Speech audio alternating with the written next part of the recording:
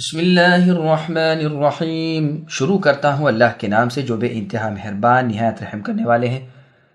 اذا وقعت الواقعہ لیس لوقعتها كاذبہ خافضة رافعہ اذا رجت الارض رجا وبست الجبال بسا فكانت هباء منبثا وكنتم ازواجا ثلاثة فأصحاب الميمنة ما أصحاب الميمنة وأصحاب المشأمة ما أصحاب المشأمة والسابقون السابقون أولئك المقربون في جنات النعيم۔ جب قیامت قائم ہو جائے گی جس کے واقع ہونے میں کوئی جھوٹ نہیں، وہ پست کرنے والی اور بلند کرنے والی ہوگی، جبکہ زمین زلزلے کے ساتھ ہلا دی جائے گی اور پہاڑ بالکل ریزہ ریزہ کر دیے جائیں گے، پھر وہ مثل پراگندہ غبار کے ہو جائیں گے اور تم تین جماعتوں میں ہو جاؤ گے۔ پس داہنے ہاتھ والے کیسے اچھے ہیں داہنے ہاتھ والے، اور بائیں ہاتھ والے کیا حال ہے بائیں ہاتھ والوں کا، اور جو آگے والے ہیں وہ تو آگے والے ہی ہیں، وہ بالکل نزدیکی حاصل کیے ہوئے ہیں، آرام دہ جنتوں میں ہیں۔ سامعین اب اس صورت کا تعارف سنیے۔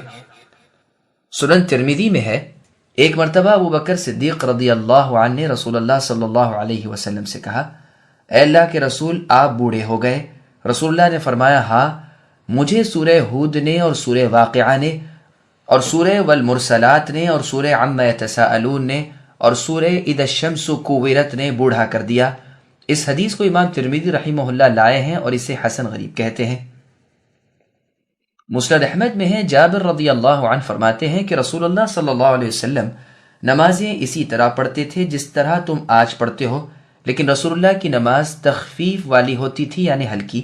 فجر کی نماز میں رسول اللہ سورہ واقعہ اور اسی جیسی صورتیں تلاوت فرمایا کرتے تھے۔ سامعین اب ان آیتوں کی تفسیر سماعت کیجیے۔ قیامت برحق ہے۔ الواقعہ قیامت کے ناموں میں سے ایک نام ہے کیونکہ اس کا ہونا یقینی امر ہے، جیسے اللہ تعالیٰ نے فرمایا فَيَوْمَئِذٍ وَقَعَتِ الْوَاقِعَةُ، اس دن ہو پڑنے والی قیامت ہو پڑے گی۔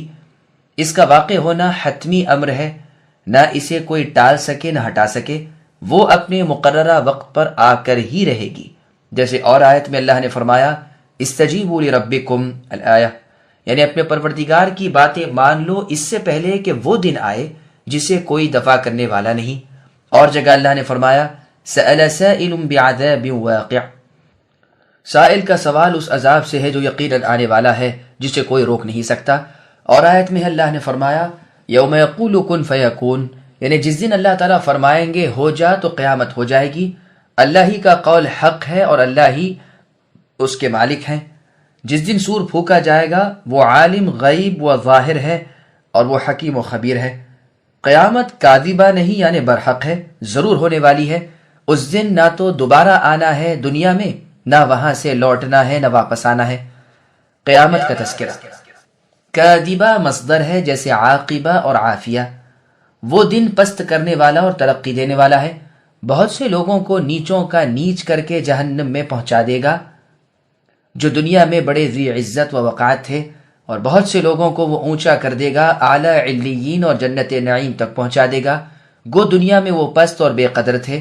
اللہ تعالیٰ کے دشمن ذلیل ہو کر جہنمی بن جائیں گے اور اولیاء اللہ عزیز ہو کر جنتی ہو جائیں گے۔ متکبرین کو وہ ذلیل کر دے گی اور متواضعین اور انکساری کرنے والوں کو وہ عزیز کر دے گی۔ وہ نزدیک و دور والوں کو سنا دے گی اور ہر ایک کو چوکنا کر دے گی۔ وہ نیچا کرے گی اور قریب والوں کو سنائے گی، پھر اونچی ہوگی اور دور والوں کو سنائے گی۔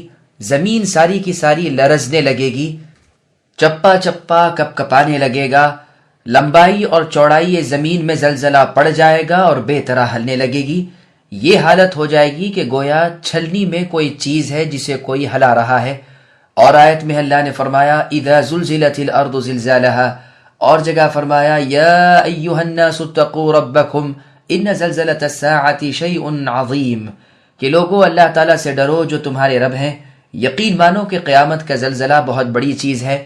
پھر فرمایا کہ پہاڑ اس دن ریزہ ریزہ ہو جائیں گے، اور جگہ الفاظ ہے کثیبا مہیلا، پس وہ مثل غبار پریشان کے ہو جائیں گے جسے ہوا ادھر ادھر بکھیر دے اور کچھ نہ رہے۔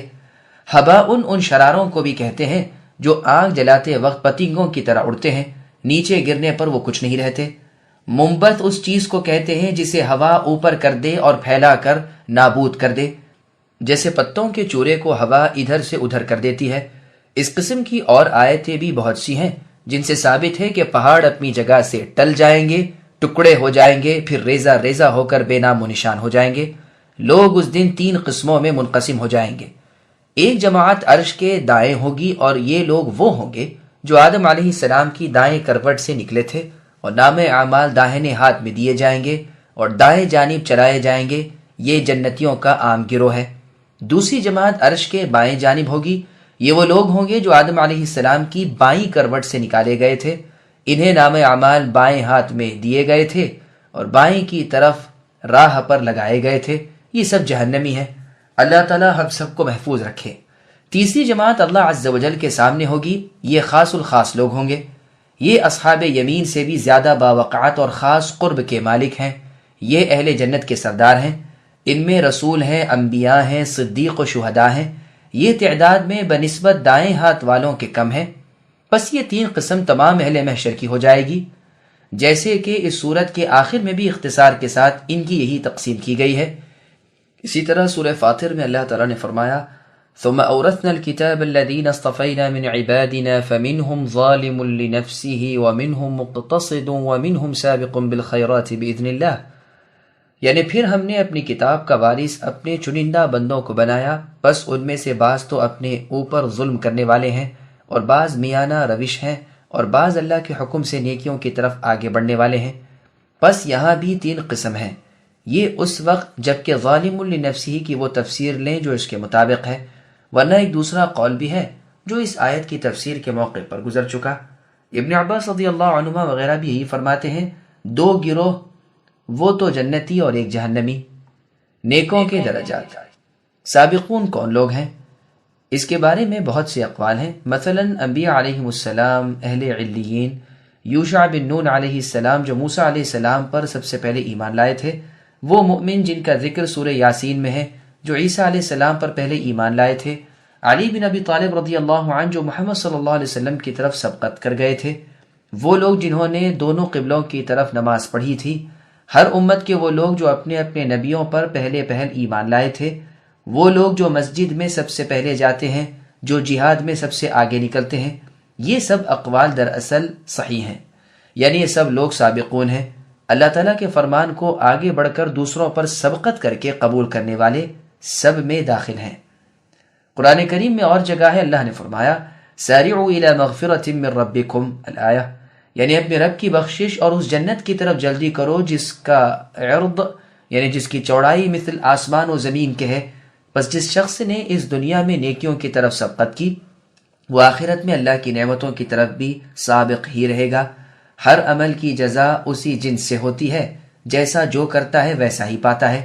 اسی لیے یہاں ان کی نسبت فرمایا گیا، یہ اللہ کے مقرب بندے ہیں، یہ نعمتوں والی جنت میں ہیں۔ ابن ابی حاتم میں عبداللہ ابن عمرو رضی اللہ عنہما سے مروی ہے کہ فرشتوں نے اللہ تعالیٰ کے حضور عرض کیا کہ پروردگار، آپ نے ابن آدم کے لیے تو دنیا بنا دی ہے، وہ وہاں کھاتے پیتے ہیں اور بیوی بچوں سے لطف اٹھاتے ہیں، بس ہمارے لیے آخرت کر دیجئے۔ جواب ملا کہ میں ایسا نہیں کروں گا۔ انہوں نے 3 مرتبہ یہی دعا کی، بس اللہ تعالیٰ نے فرمایا میں نے جسے یعنی آدم کو اپنے ہاتھ سے پیدا کیا، اسے ان جیسا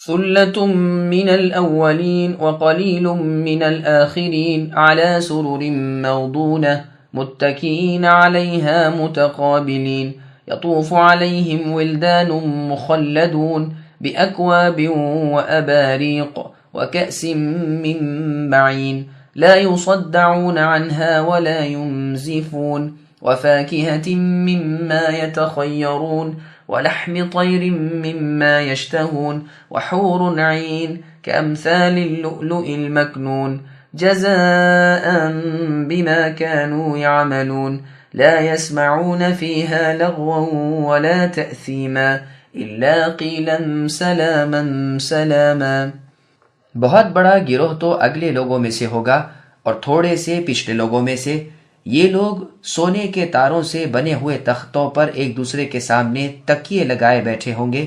ان کے پاس ایسے لڑکے جو ہمیشہ لڑکے ہی رہیں گے، آمد و رفت کریں گے، آب خورے اور آفتابے لے کر، اور ایسا جام لے کر جو بہتی ہوئی شراب سے پر ہو، جس سے نہ سر میں درد ہو نہ عقل میں فطور آئے، اور ایسے میوے لیے ہوئے جو ان کی پسند کے ہوں، اور پرندوں کے گوشت جو انہیں مرغوب ہوں، اور گوری گوری بڑی بڑی آنکھوں والی حوریں جو اچھوتے موتیوں کی طرح ہیں۔ یہ صلہ ہے ان کے اعمال کا، نہ وہاں بکواس سنیں گے اور نہ گناہ کی بات، صرف سلام ہی سلام کی آواز ہوگی۔ سامعین، اب آیتوں کی تفسیر سماعت کیجیے۔ جنت میں انعامات۔ ارشاد ہوتا ہے کہ مقربین خاص بہت سے پہلے کے ہیں اور کچھ پچھلوں میں سے بھی ہیں، اور اولین و آخرین کی تفسیر میں کئی قول ہیں، مثلا اگلی امتوں میں سے اور اس امت میں سے۔ امام ابن جریر رحمہ اللہ اسی قول کو پسند کرتے ہیں، اور اس حدیث کو بھی اس قول کی پختگی میں پیش کرتے ہیں، جس کو امام بخاری اور مسلم نے لایا ہے کہ نبی صلی اللہ علیہ وسلم نے فرمایا، ہم پچھلے ہیں اور قیامت کے دن پہلے ہیں۔ بہت سی سندوں سے بخاری اور مسلم میں رسول اللہ کا یہ فرمان ثابت ہے کہ مجھے امید ہے کہ تم اہل جنت کی چوتھائی ہو آخر تک۔ بس الحمدللہ یہ ایک بہترین خوشخبری ہے۔ امام ابن جریر رحمہ اللہ نے جس قول کو پسند فرمایا ہے اس میں ذرا غور کرنے کی ضرورت ہے، بلکہ دراصل یہ قول بہت کمزور ہے، کیونکہ الفاظ قرآن سے اس امت کا اور تمام امتوں سے افضل و اعلیٰ ہونا ثابت ہے۔ پھر کیسے ہو سکتا ہے کہ مقربین اللہ تعالیٰ کی بارگاہ میں اور امتوں میں سے بہت سے ہوئے اور اس بہترین امت میں سے کم ہو؟ ہاں، یہ توجہ ہو سکتی ہے کہ ان تمام امتوں کے مقرب مل کر صرف اس امت کے مقربین کی تعداد سے بڑھ جائیں، لیکن بظاہر تو یہ معلوم ہوتا ہے کہ کل امتوں کے مقربین سے صرف اس امت کے مقربین کی تعداد زیادہ ہوگی۔ آگے واللہ اعلم۔ دوسرا قول اس جملے کی تفسیر میں یہ ہے کہ اس امت کے شروع زمانے کے لوگوں میں سے مقربین کی تعداد بہت زیادہ ہے اور بعد کے لوگوں میں کم، اور یہی قول راجح ہے۔ چنانچہ حسن رحمہ اللہ سے مروی ہے کہ آپ نے اس آیت کی تلاوت کی اور فرمایا، سابقین تو گزر چکے، اے اللہ آپ ہمیں اصحاب یمین میں کر دیجئے۔ اور روایت میں ہے کہ آپ نے فرمایا، اس امت میں سے جو گزر چکے ان میں مقربین بہت تھے۔ امام ابن سیرین رحمہ اللہ بھی یہی فرماتے ہیں، کوئی شک نہیں کہ ہر امت میں یہی ہوتا چلا آیا ہے کہ شروع میں بہت سے مقربین ہوتے ہیں اور بعد والوں میں یہ تعداد کم ہو جاتی ہے۔ تو یہ بھی ممکن ہے کہ مراد یوں ہی ہو، یعنی ہر امت کے اگلے لوگ سبقت کرنے والے زیادہ ہوتے ہیں بنسبت ہر امت کے پچھلے لوگوں کے۔ چنانچہ صحاح وغیرہ کی احادیث سے ثابت ہے کہ رسول اللہ صلی اللہ علیہ وسلم نے فرمایا، سب زمانوں میں بہتر زمانہ میرا زمانہ ہے، پھر اس کے بعد والا، پھر اس کے متصل۔ ہاں، مسند احمد کی ایک حدیث میں یہ بھی آیا ہے کہ میری امت کی مثال بارش جیسی ہے، نہ معلوم کہ شروع زمانے کی بارش بہتر ہو یا آخر زمانے کی۔ تو یہ حدیث جبکہ اس کی اسناد کو صحت کا حکم دے دیا جائے، محمول ہے اس امر پر کہ جس طرح دین کو شروع کے لوگوں کی ضرورت تھی جو اس کی تبلیغ اپنے بعد والوں کو کریں، اسی طرح آخر میں بھی اسے قائم رکھنے والوں کی ضرورت ہے جو لوگوں کو سنت رسول پر جمائیں، اس کی روایتیں کریں، اسے لوگوں پر ظاہر کریں، لیکن فضیلت اول والوں کی ہی رہے گی۔ ٹھیک اسی طرح جس طرح کھیت کو شروع بارش کی اور آخری بارش کی ضرورت ہوتی ہے، لیکن بڑا فائدہ ابتدائی بارش سے ہی ہوتا ہے، اس لیے کہ اگر شروع بارش نہ ہو تو دانے اگے ہی نہیں، نہ ان کی جڑیں جمیں، بے حساب جنت میں جانے والے۔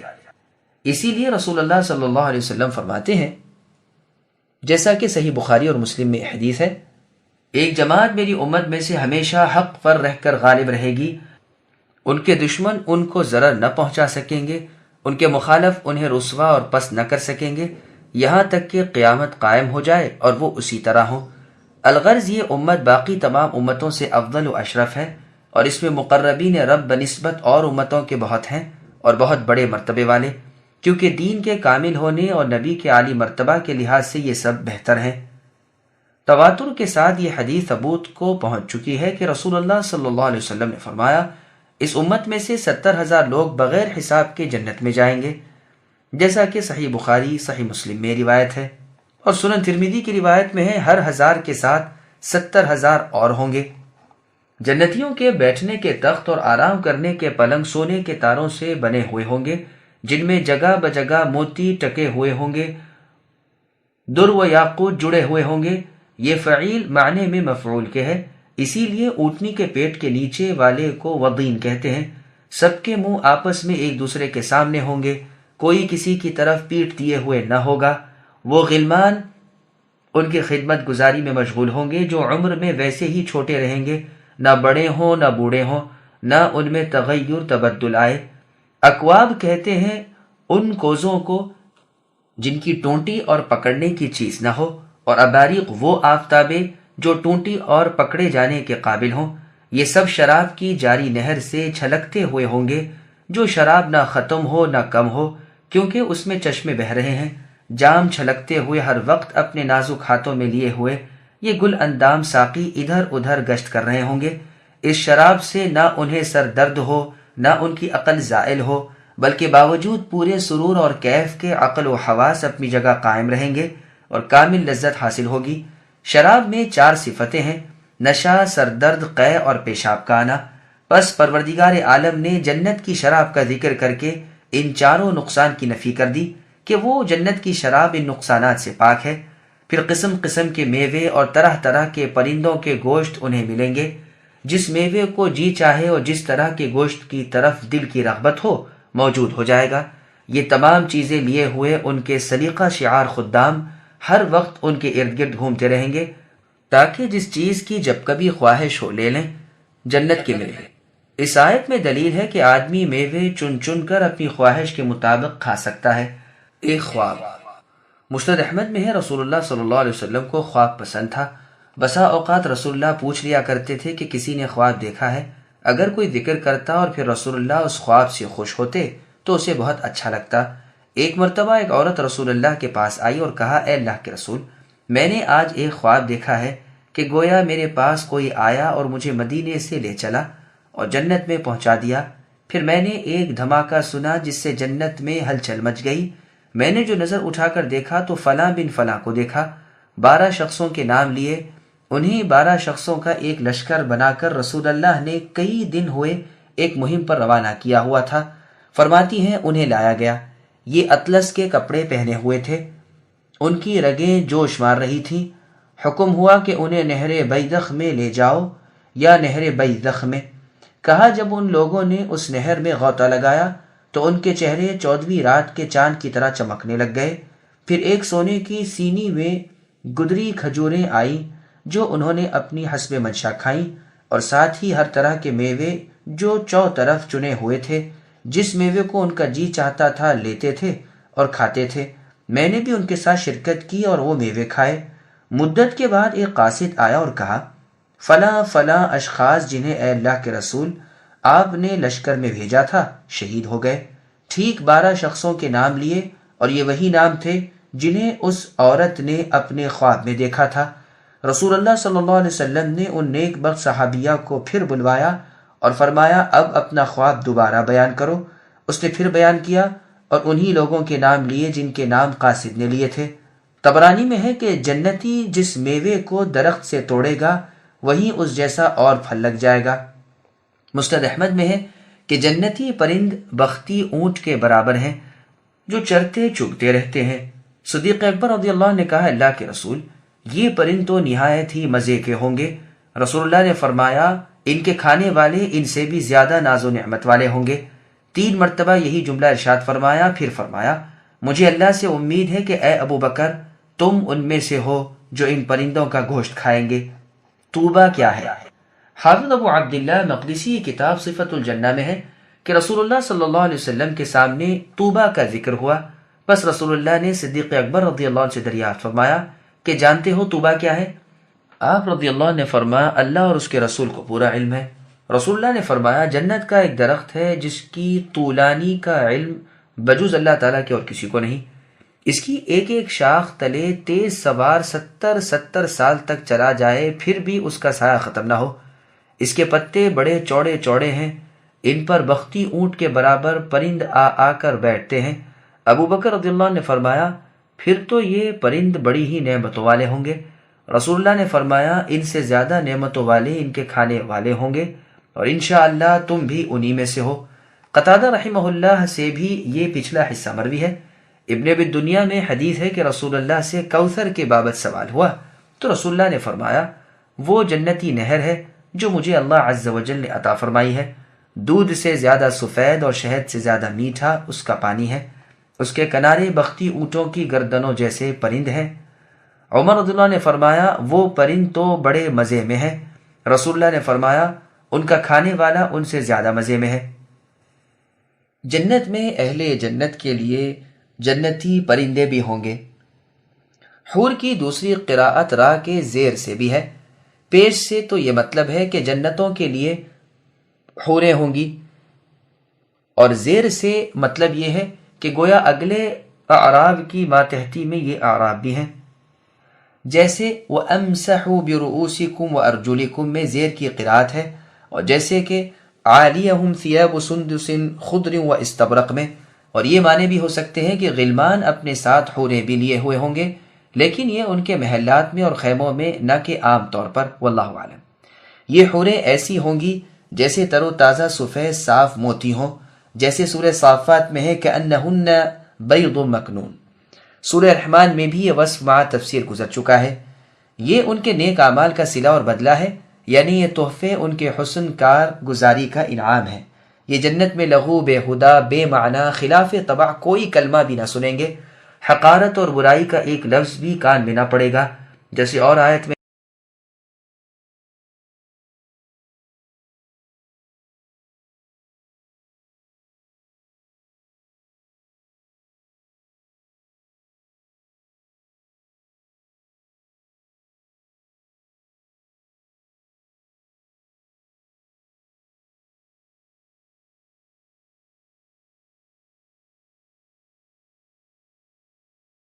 وأصحاب اليمين ما أصحاب اليمين في سدر مخضود وطلح منضود وظل ممدود وماء مسكوب وفاكهة كثيرة لا مقطوعة ولا ممنوعة وفرش مرفوعة إنا أنشأناهن إنشاء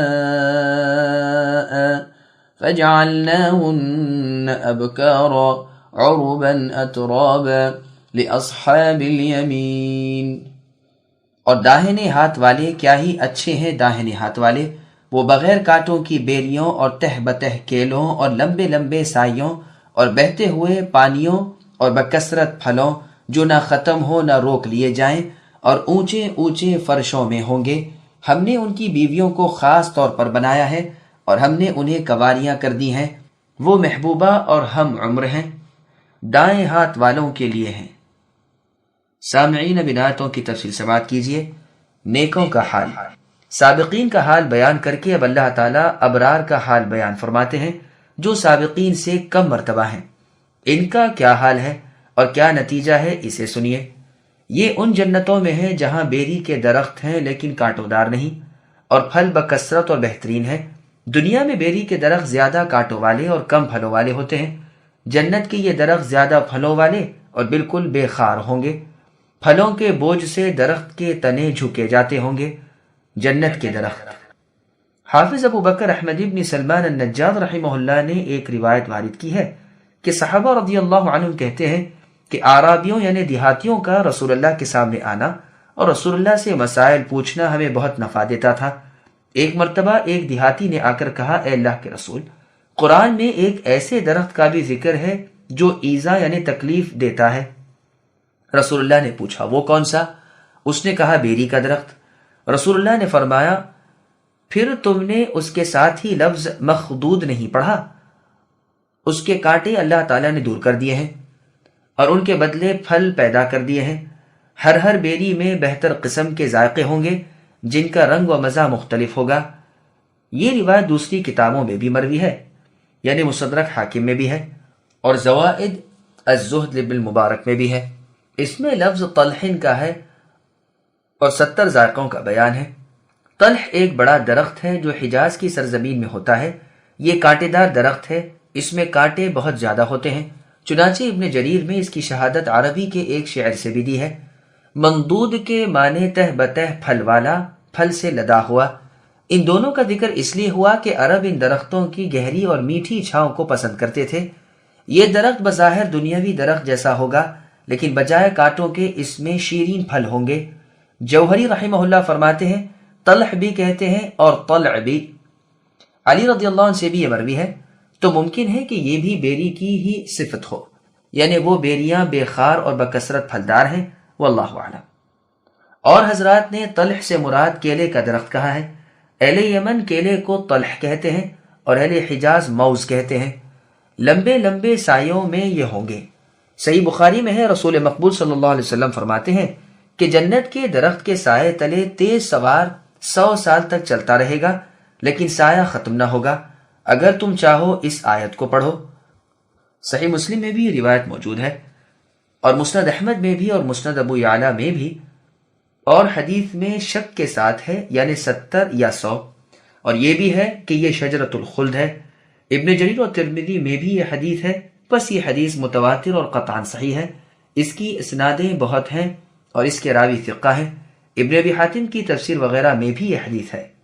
ابو ہریرہ رضی اللہ عنہ نے جب یہ روایت بیان کی اور کعب الاحبار رحمہ اللہ کے کانوں تک پہنچی تو آپ نے فرمایا، اس اللہ کی قسم جس نے تورات موسیٰ علیہ السلام پر اور قرآن محمد صلی اللہ علیہ وسلم پر اتارا، کہ اگر کوئی شخص نوجوان اونٹنی پر سوار ہو کر اس وقت تک چلتا رہے جب تک کہ وہ اونٹنی بڑھیا ہو کر گر جائے تو بھی اس کی انتہا کو نہیں پہنچ سکتا۔ اللہ تعالیٰ نے اسے اپنے ہاتھ سے بویا ہے اور خود آپ اس میں اپنے پاس کی روح پھونکی ہے۔ اس کی شاخیں جنت کی دیواروں سے باہر نکلی ہوئی ہیں۔ جنت کی تمام نہریں اسی درخت کی جڑ سے نکلتی ہیں۔ ابو حسین کہتے ہیں، ایک موضع میں یعنی ایک جگہ میں ایک دروازے پر ہم تھے، ہمارے ساتھ ابو صالح اور شقیق جوہنی بھی تھے۔ ابو صالح نے ابو ہریرہ رضی اللہ عنہ والی اوپر کی حدیث بیان کی اور کہا، کیا تم ابو ہریرہ کو جھٹلاتے ہو؟ اس نے کہا، نہیں، انہیں تو نہیں، تمہیں۔ بس یہ قاریوں پر بہت گرا گزرا۔ میں کہتا ہوں اس ثابت صحیح اور مرفوع حدیث کو جو جھٹلائے وہ غلطی پر ہے۔ ترمذی میں ہے، جنت کے ہر درخت کا تنا سونے کا ہے۔ ابو ہریرہ رضی اللہ عنہ نے جب یہ روایت بیان کی اور کعب رحمہ اللہ کے کانوں تک پہنچی تو آپ نے فرمایا، اس اللہ کی قسم جس نے تورات موسیٰ علیہ السلام پر اور قرآن محمد صلی اللہ علیہ وسلم پر اتارا، کہ اگر کوئی شخص نوجوان اونٹنی پر سوار ہو کر اس وقت تک چلتا رہے جب تک وہ بڑھیا ہو کر گر جائے تو بھی اس کی انتہا کو نہیں پہنچ سکتا۔ اللہ تعالیٰ نے اسے اپنے ہاتھ سے بویا ہے اور خود آپ اس میں اپنے پاس کی روح پھونکی ہے۔ اس کی شاخیں جنت کی دیواروں سے باہر نکلی ہوئی ہیں۔ جنت کی تمام نہریں اسی درخت کی جڑ سے نکلتی ہیں۔ تفسیر ابن جریر طبری میں ہے کہ ابو حسین کہتے ہیں کہ ایک موضع میں ایک دروازے پر ہم تھے، ہمارے ساتھ ابو صالح اور شقیق جوہنی بھی تھے۔ ابو صالح نے ابو ہریرہ رضی اللہ عنہ والی اوپر کی حدیث بیان کی اور کہا، کیا تم ابو ہریرہ کو جھٹلاتے ہو؟ انہوں نے کہا، نہیں، انہیں تو نہیں مگر تمہیں۔ بس یہ قاریوں پر بہت گرا گزرا۔ میں یعنی ابن کثیر کہتا ہوں اس ثابت صحیح اور مرفوع حدیث کو جو جھٹلائے وہ غلطی پر ہے۔ سنن ترمذی میں ہے، جنت کے ہر درخت کا تنا سونے کا ہے۔ ابن عباس رضی اللہ عنہما فرماتے ہیں، جنت میں ایک درخت ہے جس کے ہر طرف 100 سال کے راستے تک سایہ پھیلا ہوا ہے۔ جنتی لوگ اس کے نیچے آ کر بیٹھتے ہیں اور آپس میں باتیں کرتے ہیں۔ کسی کی دنیاوی کھیل تماشے اور دل بہلاوے یاد آتے ہیں تو اسی وقت ایک جنتی ہوا چلتی ہے اور اس درخت میں سے تمام راگ راگنیاں، باجے گاجے اور کھیل تماشوں کی آوازیں آنے لگتی ہیں۔ یہ اثر غریب ہے، اس کی سند قوی ہے۔ عمرو بن میمون رحمہ اللہ فرماتے ہیں، یہ سایہ 70,000 سال کی طولانی میں ہوگا۔ آپ سے 500 سال بھی مروی ہے۔ حسن رحمہ اللہ فرماتے ہیں 1000 سال۔ آپ سے مرفوع حدیث میں 100 سال مروی ہے۔ یہ سایہ کٹتا ہی نہیں، نہ سورج آئے نہ گرمی ستائے۔ فجر کے طلوع ہونے سے پیشتر کا سما ہر وقت اس کے نیچے رہتا ہے۔ ابن مسعود رضی اللہ عنہ فرماتے ہیں، جنت میں ہمیشہ وہ وقت رہے گا جو صبح صادق کے بعد سے لے کر آفتاب کے طلوع ہونے کے درمیان رہتا ہے۔ سائے کے مضمون کی روایتیں بھی اس سے پہلے گزر چکی ہیں، جیسے ندخلہم ظلا ظلیلا اور اکلها دائم وظلها اور وفی ظلال وعیون وغیرہ۔ پانی ہوگا بہتا ہوا مگر نہروں کے گڑھے اور کھدی ہوئی زمین نہ ہوگی۔ اس کی پوری تفسیر فیہا انہار من ماء غیر آسن میں گزر چکی ہے۔ ان کے پاس بکثرت طرح طرح کے لذیذ میوے ہیں جو نہ کسی آنکھ نے دیکھے، نہ کسی کان نے سنے، نہ کسی انسانی دل پر ان کا وہم و خیال گزرا۔ جیسے اور آیت میں ہے، اللہ نے فرمایا جب وہاں پھلوں سے روزی دیے جائیں گے تو کہیں گے کہ یہ تو ہم پہلے بھی دیے گئے تھے کیونکہ بالکل ہم شکل ہوں گے، لیکن جب کھائیں گے تو ذائقہ اور ہی پائیں گے۔ بخاری اور مسلم میں سدرۃ المنتہا کے ذکر میں ہے کہ اس کے پتے مثل ہاتھی کے کانوں کے ہوں گے اور پھل مثل حجر کے بڑے بڑے مٹکوں کے ہوں گے۔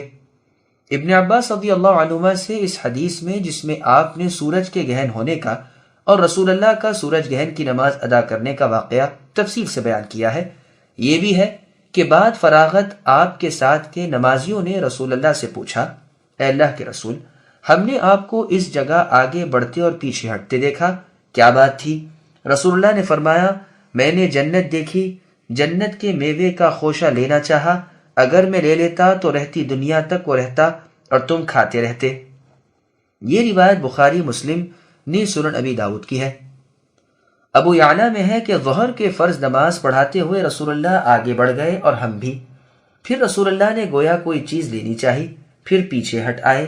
نماز سے فارغ ہو کر ابی بن کعب رضی اللہ عنہ نے پوچھا کہ اللہ کے رسول، آج تو آپ نے ایسی بات کی جو اس سے پہلے کبھی نہیں کی تھی۔ رسول اللہ نے فرمایا، میرے سامنے جنت لائی گئی اور جو اس میں تر و تازگی ہے، میں نے اس میں سے ایک انگور کا خوشہ توڑنا چاہا تاکہ لا کر تمہیں دوں، بس میرے اور اس کے درمیان پردہ حائل کر دیا گیا، اور اگر میں اسے تمہارے پاس لے آتا تو زمین و آسمان کے درمیان کی کل مخلوق اسے کھاتی رہتی، تاہم اس میں ذرا سی بھی کمی نہ آتی۔ اسی کے مثل جابر رضی اللہ عنہ سے صحیح مسلم میں بھی مروی ہے۔ پھر یہ میوے بھی ہمیشگی والے ہیں، نہ کبھی ختم ہو نہ کبھی ان سے روکا جائے، یہ نہیں کہ جاڑے میں ہیں اور گرمیوں میں نہیں، یا گرمیوں میں ہیں اور جاڑوں میں نہیں، بلکہ یہ میوے دوام والے اور ہمیشہ ہمیشہ رہنے والے ہیں۔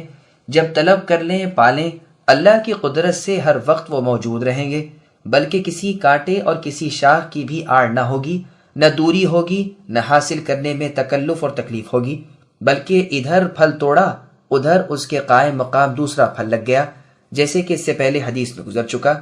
ان کے فرش بلند و بالا، نرم اور گدگدے، راحت و آرام دینے والے ہوں گے۔ حسن بصری رحمہ اللہ سے مروی ہے کہ ان بستروں کی اونچائی 80 سال کی ہے۔ اس کے بعد ضمیر لائے جس کا مرجع پہلے مذکور نہیں، اس لیے کہ قرینہ موجود ہے۔ بستر کا ذکر آیا جس پر جنتیوں کی بیویاں ہوں گی، پس اس کی طرف ضمیر پھیر دی، جیسے سلیمان علیہ السلام کے ذکر میں توارت کا لفظ آیا ہے، شمس کا لفظ اس سے پہلے نہیں، پس قرینہ کافی ہے۔ لیکن ابو عبیدہ کہتے ہیں کہ پہلے مذکور ہو چکا ہے۔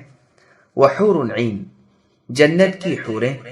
بس اللہ تعالیٰ فرماتے ہیں کہ ہم نے ان جنتیوں کی بیویوں کو نئی پیدائش میں پیدا کیا ہے، اس کے بعد کہ وہ بالکل پھوس بڑھیا تھیں، ہم نے انہیں نو عمر قواریاں کر کے ایک خاص پیدائش میں پیدا کیا۔ وہ بوجہ اپنی طرافت و ملاحت کے، حسن صورت اور جسامت کے، خوش خلقی اور حلاوت کے اپنے خاوندوں کی بڑی پیاریاں ہیں۔ بعض کہتے ہیں عروبن، کہتے ہیں ناز و کرشمہ والیوں کو۔ ابو ہریرہ رضی اللہ عنہ رسول صلی اللہ علیہ وسلم سے پوچھتے ہیں کہ اللہ کے رسول، کیا جنت میں جنتی لوگ جمع بھی کریں گے؟ رسول اللہ نے فرمایا، ہاں، قسم ہے اس اللہ کی جس کے ہاتھ میں میری جان ہے، خوب اچھی طرح بہترین طریق پر۔ جب جنتی حور سے جمع کر کے الگ ہوگا، وہ اسی وقت پھر پاک صاف اچھوتی باکرہ بن جائے گی۔ رسول اللہ فرماتے ہیں مومن کو جنت میں اتنی اتنی عورتوں کے پاس جانے کی قوت عطا کی جائے گی۔ انس رضی اللہ نے پوچھا، اللہ کے رسول، کیا اتنی طاقت رکھے گا؟ رسول اللہ نے فرمایا 100 آدمیوں کے برابر اسے قوت ملے گی۔ یہ روایت سنن ترمذی نیز مسند طیالسی میں ہے۔ ابو سلیمان الدارانی رحمہ اللہ سے منقول ہے کہ میں نے ایک رات تہجد کی نماز کے بعد دعا مانگی شروع کی، چونکہ سخت سردی تھی، بڑے زور کا پالا پڑ رہا تھا، ہاتھ اٹھائے نہیں جاتے تھے، اس لیے میں نے ایک ہی ہاتھ سے دعا مانگی، اور اسی حالت میں دعا مانگتے مانگتے مجھے نیند آ گئی۔ خواب میں نے ایک حور کو دیکھا کہ اس جیسی خوبصورت نورانی شکل کبھی میری نگاہ سے نہیں گزری۔ اس نے مجھ سے کہا، اے ابو سلیمان، ایک ہی ہاتھ سے دعا مانگنے لگے، اور یہ خیال نہیں کہ 500 سال سے اللہ تعالیٰ مجھے تمہارے لیے اپنی خاص نعمتوں میں پرورش کر رہے ہیں۔ یہ بھی ہو سکتا ہے کہ یہ لام متعلق اترابا کے ہو، یعنی ان کی ہم عمر ہوں گی، جیسا کہ بخاری و مسلم وغیرہ کی حدیث میں ہے۔ رسول اللہ صلی اللہ علیہ وسلم فرماتے ہیں، پہلی جماعت جو جنت میں جائے گی ان کے چہرے 14ویں رات جیسے روشن ہوں گے، ان کے بعد والی جماعت کے چہرے بہت چمکدار ستارے جیسے روشن چہرے ہوں گے، یہ پاخانے پیشاب تھوک رینٹ سے پاک ہوں گے، ان کی کنگھیاں سونے کی ہوں گی، ان کے پسینے مشک کی خوشبو والے ہوں گے، ان کی انگوٹھیاں لؤلؤ کی ہوں گی، ان کی بیویاں حور عین ہوں گی، اور سب کے اخلاق مثل ایک ہی شخص کے ہوں گے۔ یہ سب اپنے باپ آدم علیہ السلام کی شکل پر 60 ہاتھ کے لمبے قد کے ہوں گے۔ طبرانی میں ہے کہ اہل جنت بے بال اور بے ریش، گورے رنگ والے، خوش خلق اور خوبصورت سرنگین آنکھوں والے، 33 برس کے عمر کے، 60 ہاتھ لمبے اور 7 ہاتھ چوڑے چکلے مضبوط بدن والے ہوں گے۔ اس کا کچھ حصہ سنن ترمذی میں بھی مروی ہے۔ اصحاب یمین اگلوں میں سے بھی بہت ہیں اور پچھلوں میں سے بھی بہت ہیں۔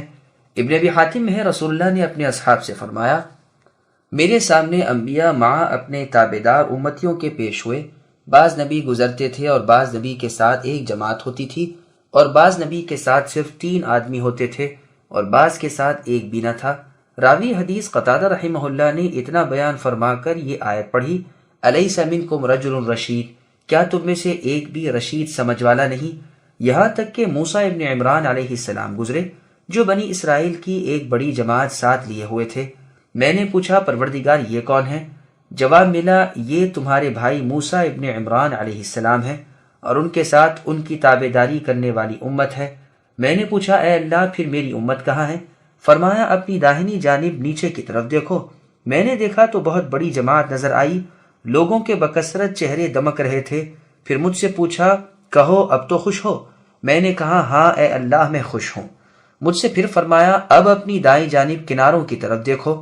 میں نے دیکھا تو وہاں بے شمار لوگ تھے۔ پھر مجھ سے پوچھا، اب تم راضی ہو گئے؟ میں نے کہا، ہاں میرے رب میں راضی ہوں۔ اللہ تعالیٰ نے فرمایا، اور سنو، ان کے ساتھ 70,000 اور لوگ ہیں جو بغیر حساب کے جنت میں داخل ہوں گے۔ یہ سن کر عکاشہ رضی اللہ عنہ کھڑے ہو گئے۔ یہ قبیلہ بنو اسد سے محسن کے لڑکے تھے، بدر کی لڑائی میں موجود تھے۔ عرض کی کہ اے اللہ کے رسول، اللہ تعالیٰ سے دعا کیجئے کہ مجھے بھی انہی میں سے کرے۔ رسول اللہ نے دعا کی۔ پھر ایک اور شخص کھڑے ہوئے اور کہا، اے اللہ کے نبی، میرے لیے بھی دعا کیجئے۔ آپ نے فرمایا، عکاشہ تم پر سبقت کر گئے۔ پھر رسول اللہ نے فرمایا، لوگو تم پر میرے ماں باپ فدا ہوں، اگر تم سے ہو سکے تو تم ان 70,000 میں سے بنو جو بے حساب جنت میں جائیں گے، ورنہ کم از کم دائیں جانب والوں میں سے ہو جاؤ، اگر یہ بھی نہ ہو سکے تو کناروں والوں میں سے ہو جاؤ۔ میں نے اکثر لوگوں کو دیکھا ہے کہ اپنے حال میں ہی لٹک جاتے ہیں۔ پھر فرمایا، مجھے امید ہے کہ تمام اہل جنت کی 1/4 تعداد صرف تمہاری ہوگی۔ پس ہم نے تکبیر کہی۔ پھر فرمایا، بلکہ مجھے امید ہے کہ تم تمام جنت کی 1/3 والے ہوں گے۔ ہم نے پھر تکبیر کہی۔ فرمایا، اور سنو، تم آدھوں آدھ اہل جنت کے ہوگے۔ ہم نے پھر تکبیر کہی۔ اس کے بعد رسول اللہ صلی اللہ علیہ وسلم نے اسی آیت ثلۃ من الاولین وثلۃ من الآخرین کی تلاوت کی۔ اب ہم نے آپس میں مذاکرہ شروع ہو گیا کہ یہ 70,000 کون لوگ ہوں گے؟ پھر ہم نے کہا، وہ لوگ جو اسلام میں ہی پیدا ہوئے اور شرک کیا ہی نہیں۔ پس رسول اللہ نے فرمایا، بلکہ وہ لوگ ہیں جو داغ نہیں لگواتے اور جھاڑ پھونک نہیں کرواتے اور فال نہیں لیتے۔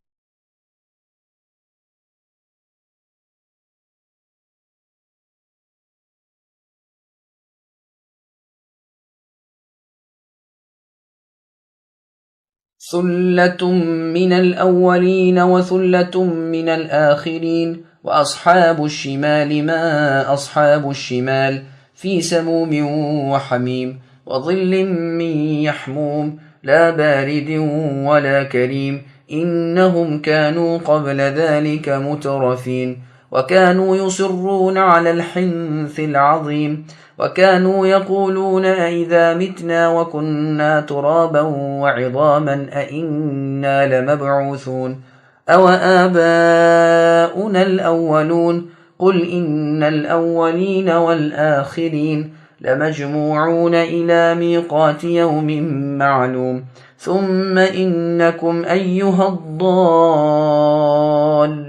المكذبون لآكلون من شجر من زقوم فمالئون منها البطون فشاربون عليه من الحميم فشاربون شرب الهيم هذا نزلهم يوم الدين. جمع غفیر ہے اگلوں میں سے اور بہت بڑی جماعت ہے پچھلوں میں سے. اور بائیں ہاتھ والے کیا ہیں بائیں ہاتھ والے؟ گرم ہوا اور گرم پانی میں اور سیاہ دھوئیں کے سائے میں جو نہ ٹھنڈا ہے نہ عزت والا. بے شک یہ لوگ اس سے پہلے بہت نازوں میں پلے ہوئے تھے اور بڑے بڑے گناہوں پر مداومت کرتے تھے اور کہتے تھے کہ کیا جب ہم مر جائیں گے اور مٹی اور ہڈی ہو جائیں گے تو کیا ہم پھر دوبارہ کھڑے کیے جائیں گے؟ اور کیا ہمارے اگلے باپ دادا بھی؟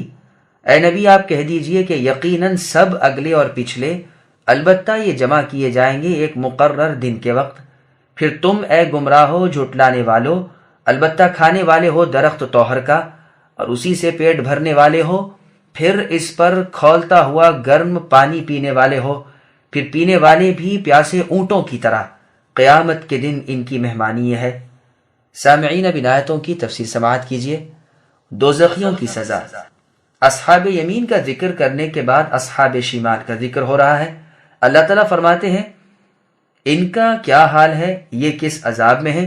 پھر ان عذابوں کا ذکر فرماتے ہیں کہ یہ گرم ہوا کے تھپیڑوں اور کھولتے ہوئے گرم پانی میں ہے اور دھوئیں کے سخت سیاہ سائے میں، جیسے اور جگہ فرمایا انطلقوا الی ما کنتم به سے للمکذبین تک فرمایا ہے، یعنی اس دوزخ کی طرف چلو جسے تم دنیا میں جھٹلاتے تھے. چلو 3 شاخوں والے سائے کی طرف جو نہ گھنا ہے نہ آگ کے شعلے سے بچا سکتا ہے. وہ دوزخ محل کی اونچائی کے برابر چنگاریاں پھینکتی ہے. ایسا معلوم ہوتا ہے کہ گویا وہ زوردار اونٹنیاں ہیں. آج تکذیب کرنے والوں کی خرابی ہے. اسی طرح یہاں بھی فرمان ہے کہ یہ لوگ جن کے بائیں ہاتھ میں عمل نامہ دیا گیا ہے یہ سخت سیاہ دھوئیں میں ہوں گے جو نہ جسم کو اچھا لگے نہ آنکھوں کو بھلا معلوم ہو. یہ عرب کا محاورہ ہے کہ جس چیز کی زیادہ برائیاں بیان کرنی ہو وہاں اس کا ہر ایک برا وصف بیان کر کے اس کے بعد ولا کریمن کہہ دیتے ہیں.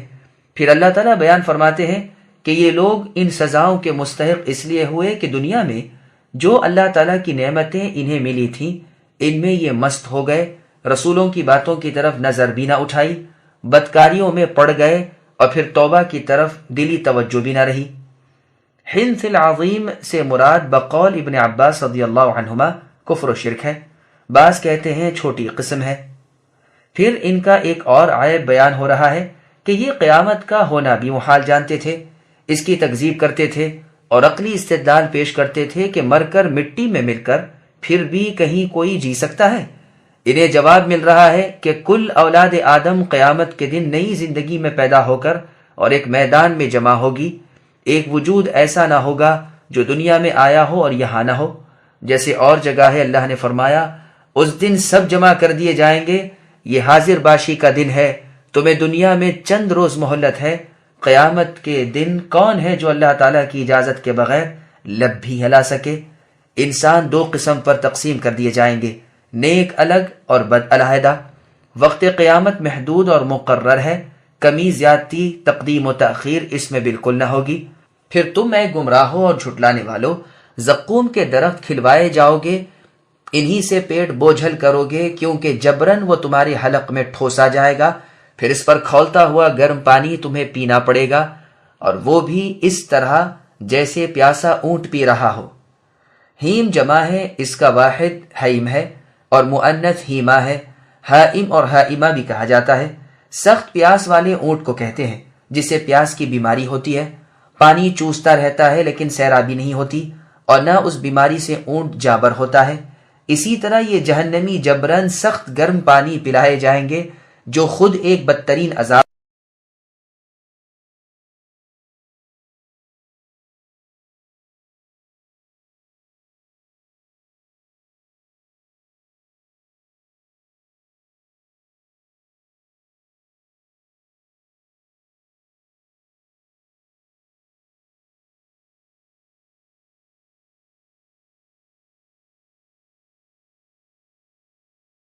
نحن خلقناكم فلولا تصدقون أفرأيتم ما تمنون أأنتم تخلقونه أم نحن الخالقون نحن قدرنا بينكم الموت وما نحن بمسبوقين على أن نبدل أمثالكم وننشئكم فيما لا تعلمون وَلَقَدْ عَلِمْتُمُ النَّشْأَةَ الْأُولَى فَلَوْلَا تَذَكَّرُونَ ہمیں نے اے انسانوں تم سب کو پیدا کیا ہے، پھر تم کیوں باور نہیں کرتے؟ اچھا پھر یہ تو بتلاؤ کہ جو پانی تم ٹپکاتے ہو کیا اس کا انسان تم بناتے ہو یا پیدا کرنے والے ہم ہی ہیں؟ ہمیں نے تم میں موت کو متعین کر دیا ہے اور ہم اس سے ہارے ہوئے نہیں کہ تمہاری جگہ تو تم جیسا اور پیدا کر دیں اور تمہیں نئے سرے سے اس عالم میں پیدا کریں جس سے تم بالکل بے خبر ہو۔ تمہیں یقینی طور پر پہلی دفعہ کی پیدائش تو معلوم ہی ہے، پھر کیوں عبرت حاصل نہیں کرتے؟ سامعین اب ان آیتوں کی تفسیر سماعت کیجیے۔ انسان کی پیدائش اللہ کی قدرت ہے۔ اللہ تعالیٰ قیامت کے منکرین کو لاجواب کرنے کے لیے قیامت کے قائم ہونے کی اور لوگوں کے دوبارہ جی اٹھنے کی دلیل دے رہے ہیں۔ فرماتے ہیں کہ جب ہم نے پہلی مرتبہ جبکہ تم کچھ نہ تھے تمہیں پیدا کر دیا، تو اب فنا ہونے کے بعد جبکہ کچھ نہ کچھ تو تم رہو گے ہی، تمہیں دوبارہ پیدا کرنا ہم پر کیا گراں ہوگا؟ جب ابتدائی اور پہلی پیدائش کو مانتے ہو تو پھر دوسری مرتبہ کے پیدا ہونے سے کیوں انکار کرتے ہو؟ دیکھو انسان کے خاص پانی یعنی منی کے قطرے تو عورت کے بچے دان میں پہنچ جاتے ہیں۔ اتنا کام تو تمہارا تھا، لیکن اب ان قطروں کو بصورت انسان پیدا کرنا یہ کس کا کام ہے؟ ظاہر ہے کہ تمہارا اس میں کوئی دخل نہیں، کوئی ہاتھ نہیں، کوئی قدرت نہیں، کوئی تدبیر نہیں۔ پیدا کرنا یہ صفت صرف خالق کل اللہ تعالیٰ ہی کی ہے۔ پھر ٹھیک اسی طرح مار ڈالنے پر بھی وہی اللہ تعالیٰ قادر ہے۔ کل آسمان و زمین والوں کی موت کے متصرف بھی اللہ ہی ہیں۔ بھلا اتنی بڑی قدرتوں کے مالک اللہ تعالیٰ کیا یہ نہیں کر سکتے کہ قیامت کے دن تمہاری پیدائش میں تبدیل کر کے جس صفت اور جس حال میں چاہے تمہیں از سر نو پیدا کرے؟ پس جبکہ جانتے ہو مانتے ہو کہ ابتدائے آفرینش اللہ ہی نے کی ہے اور عقل باور کرتی ہے کہ پہلی پیدائش دوسری پیدائش سے مشکل ہے، پھر دوسری پیدائش کا انکار کیوں کرتے ہو؟ یہی اور جگہ ہے اللہ نے فرمایا وَهُوَ الَّذِي يَبْدَأُ الْخَلْقَ ثُمَّ يُعِيدُهُ وَهُوَ أَهْوَنُ عَلَيْهِ۔ اللہ ہی نے پہلی مرتبہ پیدا کیا ہے اور وہی دوبارہ دہرائیں گے اور یہ اللہ پر بہت ہی آسان ہے۔ سورہ یاسین میں ہے اولم یر الانسان سے علیم تک ارشاد فرمایا یعنی ہم انسان کو نطفے سے پیدا کرتے ہیں، پھر وہ حجت بازیاں کرنے لگتا ہے اور ہمارے سامنے مثالیں بیان کرنے لگتا ہے اور کہتا پھرتا ہے کہ ان بوسیدہ گلی سڑی ہڈیوں کو ان کے بوسیدہ اور گل سڑ جانے کے بعد زندہ کون کرے گا؟ اے نبی آپ کہہ دیجئے، ہماری طرف سے جواب دیجئے کہ انہیں وہ زندہ کرے گا جس نے انہیں پہلی پہل پیدا کیا، یعنی وہ اللہ تعالیٰ جو ہر پیدائش کا علم رکھنے والے ہیں۔ سورہ قیامہ میں فرمایا اَيَحْسَبُ الْإِنسَانُ الآیہ سے آخری سورت تک۔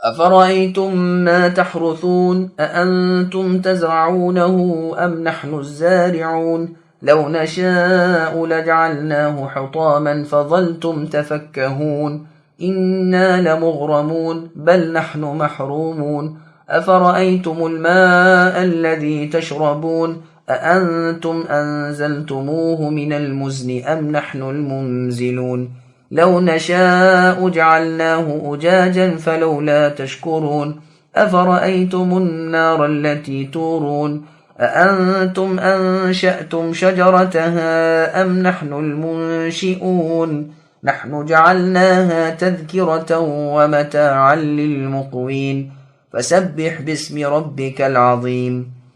اچھا پھر یہ بھی بتلاؤ کہ تم جو کچھ بوتے ہو اسے تم ہی اگاتے ہو یا ہم اگانے والے ہیں؟ اگر ہم چاہیں تو اسے ریزہ ریزہ کر ڈالیں اور تم حیرت کے ساتھ باتیں بناتے ہی رہ جاؤ کہ ہم پر تو تاوان ہی پڑے گا، بلکہ ہم بالکل بے نصیب ہی رہ گئے۔ اچھا یہ بتاؤ کہ جس پانی کو تم پیتے ہو اسے بادلوں سے بھی تم اتارتے ہو یا ہم برساتے ہیں؟ اگر ہماری منشا ہو تو ہم اسے کڑوا زہر کر دیں، پھر تم ہماری شکر گزاری کیوں نہیں کرتے؟ اچھا ذرا یہ بھی بتاؤ کہ جو آنکھ تم سلگاتے ہو اس کے درخت کو تم نے پیدا کیا ہے یا ہم اس کے پیدا کرنے والے ہیں؟ ہم نے اسے سبب نصیحت کیا ہے اور مسافروں کے فائدے کی چیز بنایا ہے، پس اپنے بہت بڑے خالق اللہ کے نام کی تسبیح بیان کرو۔ سامعین، اب ان آیتوں کی تفسیر سماعت کیجیے۔ پھلوں کی پیدائش بھی اللہ تعالیٰ کی ایک عظیم قدرت ہے۔ ارشاد باری ہے کہ تم جو کھیتیاں بوتے ہو، زمین کھود کر بیج ڈالتے ہو، پھر ان بیجوں کو اگانا بھی کیا تمہارے بس میں ہے؟ نہیں، بلکہ انہیں اگانا، انہیں پھل پھول دینا ہمارا کام ہے۔ ابن جریر کی تفسیر میں ہے، رسول اللہ نے فرمایا، زرعتو نہ کہا کرو بلکہ حرثتو کہا کرو، یعنی یوں کہو میں نے بویا، یوں نہ کہو کہ میں نے اگایا۔ ابو ہریرہ رضی اللہ عنہ نے یہ حدیث سنا کر پھر اسی آیت کی تلاوت کی۔ امام حجر مدری رحمہ اللہ ان آیتوں کے ایسے سوال کے موقعوں کو جب پڑھتے تو کہتے، بل انت یا ربی، ہم نے نہیں بلکہ اے ہمارے رب آپ ہی یہ سارے کام کرنے والے ہیں۔ پھر آگے اللہ تعالیٰ فرماتے ہیں کہ پیدا کرنے کے بعد بھی ہماری مہربانی ہے کہ ہم اسے بڑھائیں اور پکائیں، ورنہ ہمیں قدرت ہے کہ سکھا دیں اور مضبوط نہ ہونے دیں، برباد کر دیں اور بے نشان بنا دیں، اور تم ہاتھ ملتے اور باتیں بناتے ہی رہ جاؤ کہ ہائے ہم پر آفت آ گئی، ہائے ہماری تو اصل بھی ماری گئی، بڑا نقصان ہو گیا، نفع ایک طرف پونجی بھی غارت ہو گئی، غم و رن سے نہ جانے کیا کیا بھانت بھانت کی بولیاں بولنے لگ جاؤ۔ کبھی کہو کاش کہ اب کی مرتبہ بوتے ہی نہیں، کاش کہ یوں کرتے ویسا کرتے۔ یہ بھی ہو سکتا ہے کہ یہ مطلب ہو کہ اس وقت تم اپنے گناہوں پر نادم ہو جاؤ۔ تفقہ کا لفظ اپنے میں دونوں معنی رکھتا ہے، نفع کے اور غم کے۔ پانی بھی اللہ تعالیٰ کی ایک نعمت ہے، مزن بادل کو کہتے ہیں۔ پھر اپنی پانی جیسی اعلیٰ نعمت کا اللہ تعالیٰ ذکر کرتے ہیں کہ دیکھو اس کا برسنا بھی میرے قبضے میں ہے، کوئی ہے جو اسے بادل سے اتار لائے، اور جب اتر آیا پھر بھی اس میں مٹھاس کڑواس پیدا کرنے پر مجھے قدرت ہے۔ یہ میٹھا پانی بیٹھے بٹھائے میں نے تمہیں دیا، جس سے تم نہاؤ دھو، کپڑے صاف کرو، کھیتیوں اور باغوں کو سیراب کرو، جانوروں کو پلاؤ۔ پھر کیا تمہیں یہی چاہیے کہ میرا شکر بھی ادا نہ کرو؟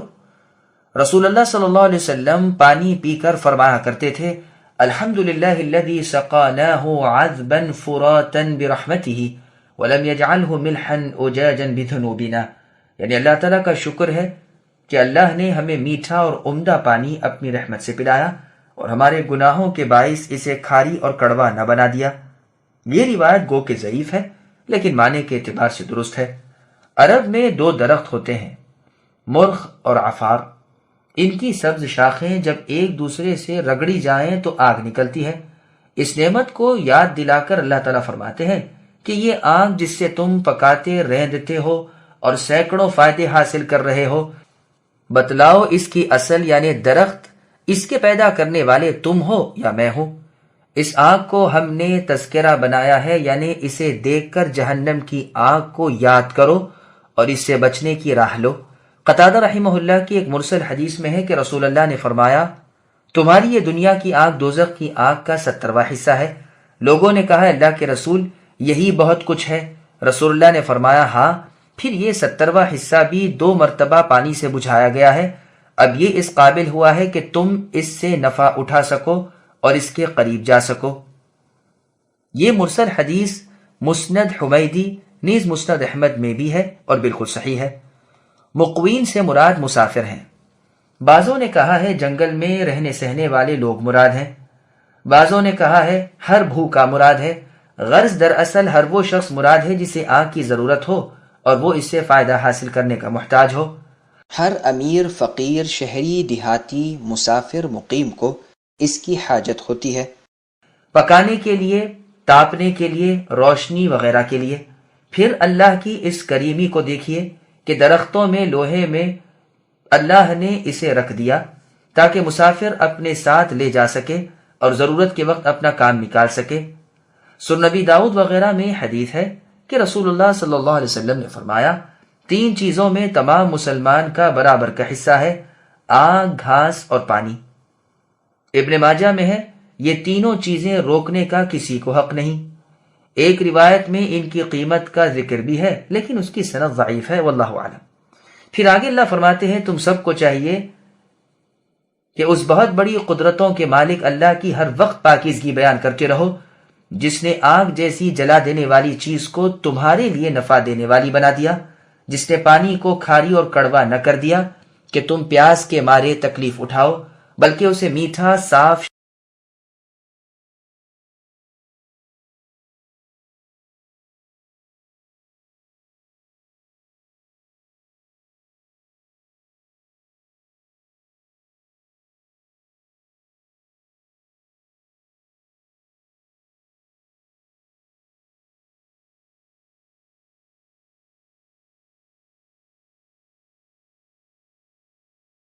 فلا أقسم بمواقع النجوم وإنه لقسم لو تعلمون عظيم إنه لقرآن كريم في كتاب مكنون لا يمسه إلا المطهرون تنزيل من رب العالمين أفبهذا الحديث أنتم مدهنون وتجعلون رزقكم أنكم تكذبون۔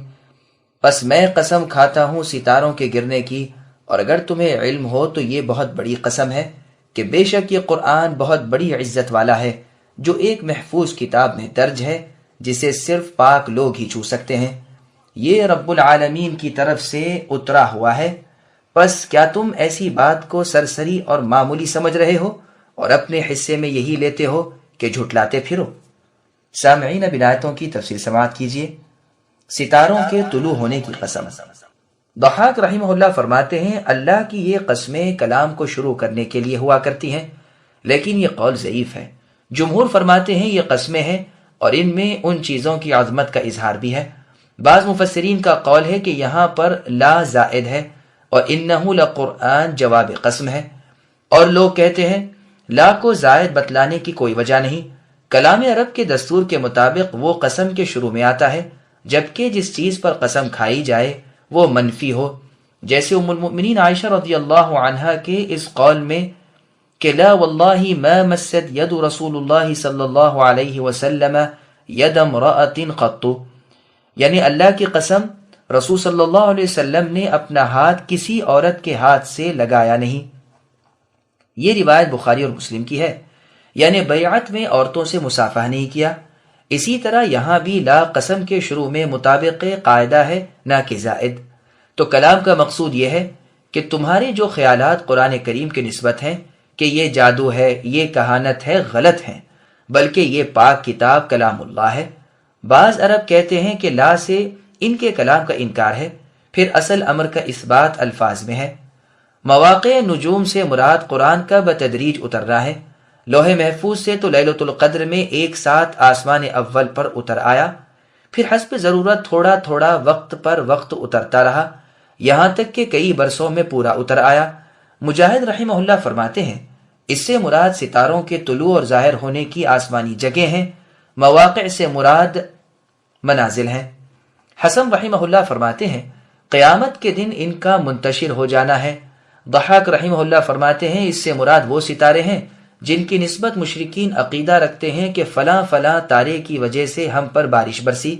پھر بیان ہوتا ہے کہ یہ بہت بڑی قسم ہے، اس لیے کہ جس امر پر یہ قسم کھائی جا رہی ہے وہ بہت بڑا امر ہے، یعنی یہ قرآن بڑی عظمت والی کتاب ہے، معظم و محفوظ اور مضبوط کتاب میں ہے، جسے صرف پاک ہاتھ ہی لگتے ہیں، یعنی فرشتوں کے۔ ہاں یہ اور بات ہے کہ دنیا میں اسے سب کے ہاتھ لگتے ہیں۔ ابن مسعود رضی اللہ عنہ کی قرات میں ما یمسہ ہے۔ ابو العالیہ رحمہ اللہ کہتے ہیں یہاں پاک سے مراد انسان نہیں، انسان تو گنہگار ہے۔ یہ کفار کا جواب ہے۔ کفار کہتے تھے کہ اس قرآن کو لے کر شیطان اترتے ہیں، جیسے اور جگہ صاف فرمایا وَمَا تَنَزَّلَتْ بِهِ الشَّيَاطِينَ الآیہ، یعنی اس قرآن کو نہ تو شیطان لے کر اترے ہیں، نہ ان کے یہ لائق، نہ ان کی یہ مجال، بلکہ وہ تو اس کے سننے سے بھی الگ ہیں۔ یہی قول اس آیت کی تفسیر میں دل کو زیادہ لگتا ہے، اور اقوال بھی اس کے مطابق ہو سکتے ہیں۔ فرا نے کہا ہے اس کا ذائقہ اور اس کا لطف صرف با ایمان لوگوں کو ہی میسر آتا ہے۔ بعض کہتے ہیں مراد جنابت اور حدث سے پاک ہونا ہے۔ گو یہ خبر ہے لیکن مراد اس سے انشاء ہے، اور قرآن سے مراد یہاں پر مصحف ہے۔ مطلب یہ ہے کہ مسلمان ناپاکی کی حالت میں قرآن کو ہاتھ نہ لگائے۔ چنانچہ صحیح بخاری، مسلم وغیرہ کی ایک حدیث میں ہے، رسول اللہ صلی اللہ علیہ وسلم نے قرآن ساتھ لے کر حربی یعنی لڑنے والے کافروں کے ملک میں جانے سے منع فرمایا ہے کہ ایسا نہ ہو کہ اسے دشمن کچھ نقصان پہنچائے۔ قرآن دشمن کے ملک میں نہ لے جایا جائے۔ نبی صلی اللہ علیہ وسلم نے جو فرمان عمرو بن حزم رضی اللہ عنہ کو لکھ کر دیا تھا، اس میں یہ بھی تھا کہ قرآن کو نہ چھوئے مگر پاک۔ مراسیل ابو داؤد میں ہے، زہری رحمہ اللہ فرماتے ہیں، میں نے خود اس کتاب کو دیکھا ہے اور اس میں یہ جملہ پڑھا ہے۔ گو اس روایت کی بہت سی سندیں ہیں لیکن ہر ایک قابل غور ہے، واللہ اعلم۔ قرآن مجید سراسر حق ہے۔ پھر ارشاد ہے کہ یہ قرآن شعر و سخن، جادو اور فن نہیں بلکہ کلام ربانی ہے اور اللہ ہی کی جانب سے اترا ہے۔ یہ سراسر حق ہے، بلکہ صرف یہی حق ہے، اس کے سوا اس کے خلاف جو ہے باطل اور اکثر مردود ہے۔ پھر تم ایسی پاک بات کا کیوں انکار کرتے ہو؟ کیوں اس سے ہٹنا اور یکسو ہو جانا چاہتے ہو؟ کیا اس کا شکر یہی ہے کہ تم اسے جھٹلاؤ؟ قبیلہ ازد کے کلام میں رزق بمعنی شکر آتا ہے۔ ابن عباس رضی اللہ عنہما فرماتے ہیں، ہر بارش کے موقع پر بعض لوگ کفریہ کلمات بک دیتے ہیں کہ بارش کا باعث فلاں ستارہ ہے۔ موطا میں ہے، ہم صحابہ حدیبیہ کے میدان میں تھے، رات کو بارش ہوئی تھی، صبح کی نماز کے بعد رسول اللہ نے لوگوں کی طرف متوجہ ہو کر فرمایا، جانتے ہو آج شب تمہارے رب نے کیا فرمایا؟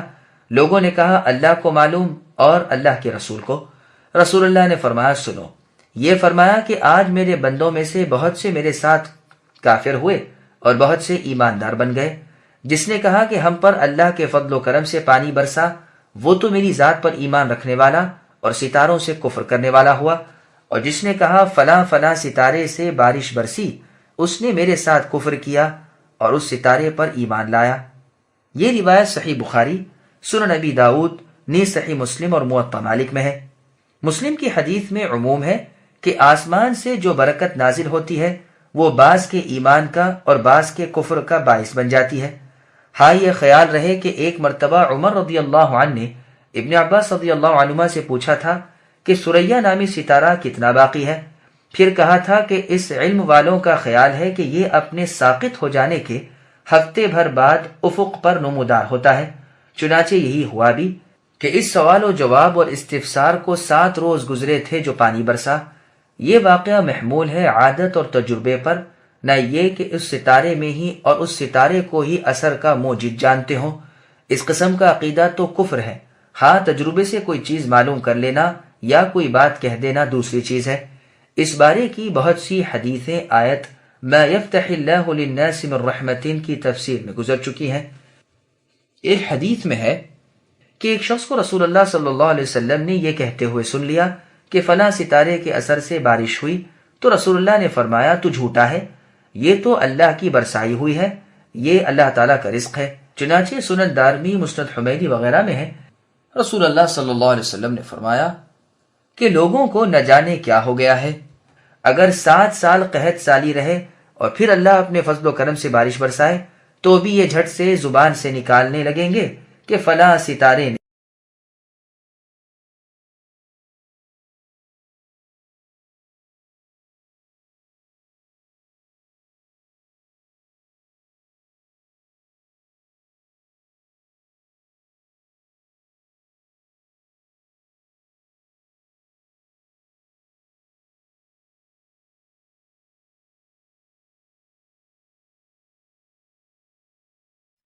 فلولا إذا بلغت الحلقوم وأنتم حينئذ تنظرون ونحن أقرب إليه منكم ولكن لا تبصرون فلولا إن كنتم غير مدينين ترجعونها إن كنتم صادقين فأما إن كان من المقربين فروح وريحان وجنة نعيم وأما إن كان من أصحاب اليمين فسلام لك من أصحاب اليمين وأما إن كان من المكذبين الضالين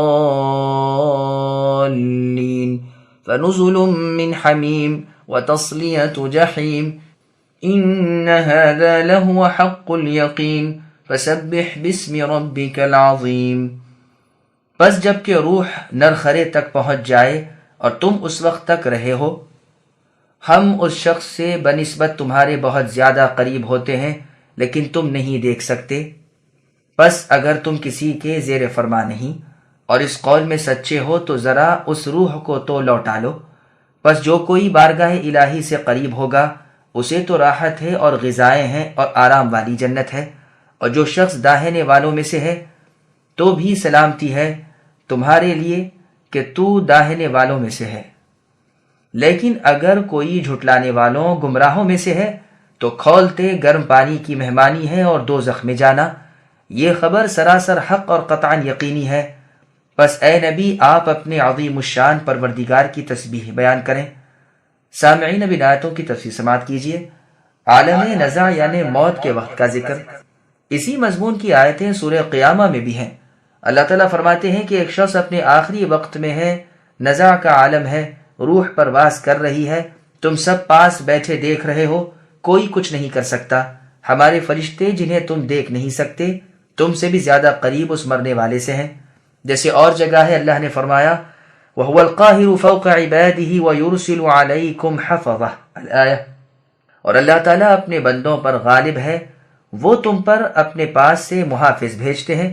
جب تم میں سے کسی کی موت کا وقت آ جاتا ہے تو ہمارے بھیجے ہوئے اسے ٹھیک طور پر فوت کر لیتے ہیں، پھر وہ سب کے سب اللہ تعالیٰ مولائے حق کی طرف بازگشت کرائے جائیں گے جو حاکم ہے اور جلد حساب لینے والے ہیں۔ یہاں اللہ فرماتے ہیں اگر سچ مچ تم لوگ کسی کے زیر فرما نہیں ہو، اگر یہ حق ہے کہ تم دوبارہ جینے اور میدان قیامت میں حاضر ہونے کے قائل نہیں ہو اور اس میں تم حق پر ہو، اگر تمہیں حشر و نشر کا یقین نہیں، اگر تم عذاب نہیں کیے جاؤ گے وغیرہ، تو ہم کہتے ہیں اس روح کو جانے ہی کیوں دیتے ہو؟ اگر تمہارے بس میں ہے تو حلق تک پہنچی ہوئی روح کو واپس اس کی اصلی جگہ پہنچا دو۔ بس یہ یاد رکھو جیسے اس روح اور اس جسم میں ڈالنے پر ہم قادر تھے اور تم نے دیکھ لیا، ایسے ہی اسے نکالنے پر قادر تھے اور اسے بھی تم نے بچشم خود دیکھ لیا۔ یقین مانو اسی طرح ہم دوبارہ اس روح کو اس جسم میں ڈال کر نئی زندگی دینے پر قادر ہیں۔ تمہارا نہ اپنی پیدائش میں دخل تو مرنے میں، پھر دوبارہ جی اٹھنے میں تمہارا دخل کہاں سے ہو گیا جو تم کہتے پھرتے ہو کہ ہم مر کر نہیں جئیں گے۔ سعادت مند کی موت کی حالت۔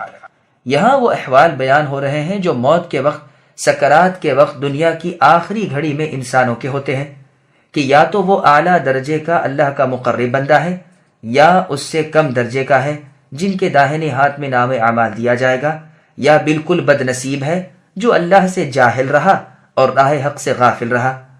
تو اللہ تعالیٰ فرماتے ہیں کہ جو مقربین بارگاہ الہی ہیں، جو احکام کے عامل تھے، نافرمانیوں کے تارک تھے، انہیں تو فرشتے طرح طرح کی خوشخبریاں سناتے ہیں۔ جیسے کہ پہلے برا رضی اللہ عنہ کی حدیث گزری کہ رحمت کے فرشتے مرنے والے مؤمن شخص سے کہتے ہیں اے پاک روح، پاک جسم والی روح، چل راحت و آرام کی طرف چل، کبھی نہ ناراض ہونے والے رحمان اللہ کی طرف۔ روح سے مراد راحت ہے اور ریحان سے مراد آرام ہے۔ غرض دنیا کے مصائب سے راحت مل جاتی ہے، ابدی سرور اور سچی خوشی اللہ کے غلام کو اسی وقت حاصل ہوتی ہے۔ وہ ایک فراخی اور وسعت دیکھتا ہے، اس کے سامنے رزق اور رحمت ہوتی ہے، وہ جنت عدن کی طرف لپکتا ہے۔ ابو العالیہ رحمہ اللہ فرماتے ہیں جنت کی ایک ہری بھری شاخ آتی ہے اور اس وقت اللہ کے مقرب بندے کی روح قبض کی جاتی ہے۔ محمد بن کعب رحمہ اللہ فرماتے ہیں مرنے سے پہلے ہر مرنے والے کو معلوم ہو جاتا ہے کہ وہ جنتی ہے یا جہنمی ہے۔ یا اللہ ہمارے اس وقت میں آپ ہماری مدد کیجئے، ہمیں ایمان سے اٹھائیے اور اپنی رضامندی کی خوشخبری سنا کر سکون و راحت کے ساتھ یہاں اس دنیا سے لے جائیے، آمین۔ گو سکرات کے وقت کی احادیث ہم سورہ ابراہیم کی آیت یثبت اللہ الذین آمنوا بالقول الثابت فی الحیاۃ الدنیا کی تفسیر میں وارد کر چکے ہیں، لیکن چونکہ یہ ان کا بہترین موقع ہے اس لیے یہاں ایک ٹکڑا بیان کرتے ہیں۔ چنانچہ سنن ابی داؤد، سنن ترمذی میں ہے، رسول اللہ صلی اللہ علیہ وسلم فرماتے ہیں اللہ تعالیٰ ملک الموت یعنی موت کے فرشتے سے فرماتے ہیں میرے فلاں بندے کے پاس جاؤ اور اسے میرے دربار میں لے آؤ۔ میں نے اسے رنج، راحت، آرام، تکلیف، خوشی، ناخوشی، غرض ہر آزمائش میں آزما لیا اور اپنی مرضی کے مطابق پایا۔ بس اب میں اسے ابدی راحت دینا چاہتا ہوں، جاؤ اسے میرے خاص دربار میں پیش کرو۔ ملک الموت علیہ السلام 500 رحمت کے فرشتے اور جنت کے کفن اور جنتی خوشبوئیں ساتھ لے کر اس کے پاس آتے ہیں۔ گو ریحان ایک ہی ہوتا ہے، لیکن سرے پر 20 قسمیں ہوتی ہیں، ہر ایک کی جدا گانا مہک ہوتی ہے۔ سفید ریشم ساتھ ہوتا ہے، جس میں سے مشک کی لپیٹیں آتی ہیں۔ مسند احمد میں ہے رسول اللہ صلی اللہ علیہ وسلم کی قراءت فروح را کے پیش کے ساتھ تھی، لیکن تمام قاریوں کی قراءت را کے زبر سے ہے، یعنی فروح۔ مسند میں ہے ام ہانی رضی اللہ عنہ نے رسول اللہ سے پوچھا، کیا مرنے کے بعد ہم آپس میں ایک دوسرے سے ملیں گے اور ایک دوسرے کو دیکھیں گے؟ رسول اللہ نے فرمایا، روح ایک پرند ہو جائے گی جو درختوں کے میوے چگے گی یہاں تک کہ قیامت قائم ہو جائے گی، اس وقت اپنے اپنے جسم میں چلی جائے گی۔ اس حدیث میں ہر مؤمن کے لیے بہت بڑی بشارت ہے۔ مسند احمد میں بھی اس کی شاہد ایک حدیث ہے جس کی اسناد بہت بہتر ہے اور متن بھی بہت قوی ہے۔ صحیح مسلم کی روایت میں ہے رسول اللہ نے فرمایا، شہیدوں کی روحیں سبز رنگ پرندوں کے قالب میں ہیں، ساری جنت میں جہاں چاہیں کھاتی پیتی رہتی ہیں اور عرش تلے لٹکی ہوئی قندیلوں میں آ بیٹھتی ہیں۔ مسند احمد میں ہے کہ عبد الرحمن ابن ابی لیلہ رحمہ اللہ ایک جنازے میں گدھے پر سوار جا رہے تھے۔ آپ کی عمر اس وقت بڑھاپے کی تھی، سر اور داڑھی کے بال سفید تھے۔ اسی اثنا میں آپ نے یہ حدیث بیان فرمائی کہ رسول اللہ صلی اللہ علیہ وسلم نے فرمایا، جو اللہ کی ملاقات کو پسند کرتا ہے اللہ بھی اس سے ملنا چاہتے ہیں، اور جو اللہ سے ملنے کو برا جانتا ہے اللہ بھی اس کی ملاقات سے کراہت کرتے ہیں۔ صحابہ رضی اللہ عنہم نے یہ سن کر سر جھکائے رونے لگے۔ رسول اللہ صلی اللہ علیہ وسلم نے فرمایا، کیوں روتے کیوں ہو؟ صحابہ رضی اللہ عنہم نے کہا، اللہ کے رسول، بھلا موت کون چاہتا ہے؟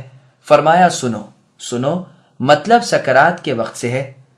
اس وقت یعنی موت کے وقت نیک اور مقرب بندے تو راحت و انعام اور آرام و جنت کی خوشخبری سنائی جاتی ہے، جس پر وہ تڑپ اٹھتا ہے اور چاہتا ہے کہ جہاں تک ممکن ہو جلد اللہ سے ملے تاکہ ان نعمتوں سے مالا مال ہو جائے۔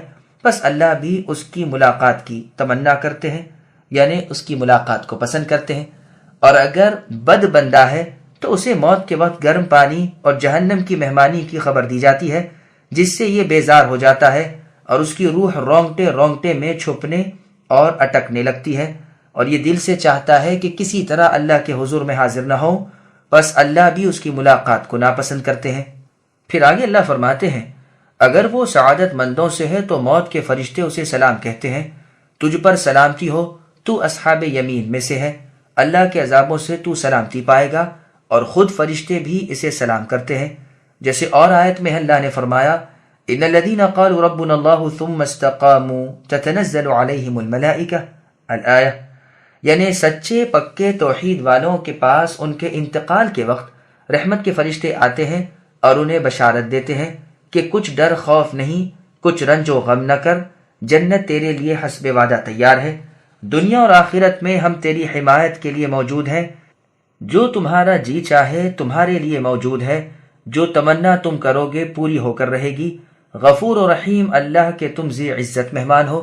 بخاری اور مسلم میں ہے، یعنی تمہارے لیے مسلم ہے کہ تم اصحاب یمین میں سے ہو۔ یہ بھی ہو سکتا ہے کہ سلام یہاں دعا کے معنی میں ہو، جیسا کہ صحیح بخاری میں ہے، واللہ عالم۔ اور اگر مرنے والا حق کی تکذیب کرنے والا اور ہدایت سے کھویا ہوا ہے تو اس کی ضیافت اور مہمانی اس گرم حمیم سے ہوگی جو آنتے اور کھال تک جھلسا دے، پھر چو طرف سے جہنم کی آگ گھیر لے گی جس میں جلتا بھونتا رہے گا۔ پھر فرمایا، یہ یقینی باتیں ہیں جن کے حق ہونے میں کوئی شک و شبہ نہیں، پس اے نبی اپنے عظمت والے اللہ کے نام کی تسبیح بیان کرتے رہیے۔ مسند احمد میں ہی اس آیت کے اترنے پر رسول اللہ نے فرمایا، اسے رکوع میں رکھو، اور سبح اسم ربک الاعلی اترنے پر فرمایا، اسے سجدے میں رکھو۔ یہ روایت سنن ابی داؤد، سنن ابن ماجہ وغیرہ کی ہے۔ سنن ترمذی میں ہے، رسول اللہ فرماتے ہیں، جس نے سبحان ربی العظیم و بحمدہ کہا اس کے لیے جنت میں ایک درخت لگایا جاتا